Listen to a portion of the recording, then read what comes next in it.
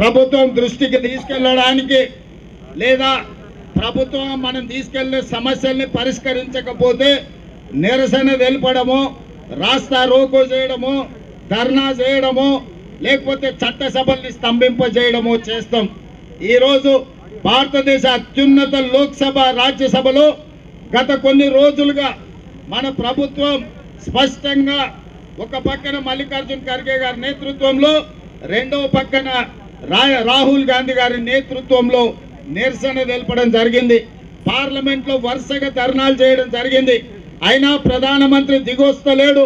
ప్రధానమంత్రి గారు ఎవరేమనుకున్నా సరే, ఈ దేశం ఎక్కడ పోయినా సరే, ఈ దేశాన్ని అదానీ మొత్తం దోసుకున్నా సరే అదానికి వ్యతిరేకంగా జేపీసీ వెయ్యను అని చెప్పి ఈరోజు ప్రధానమంత్రి గారు నిర్ణయించారు. కాబట్టి విధి లేని పరిస్థితిలో తెలంగాణ రాష్ట్ర ముఖ్యమంత్రిగా ఈరోజు శాసనసభ సమావేశాల నుంచి సరాసరి ఈ ధర్నాలు, ఈ పాదయాత్రలు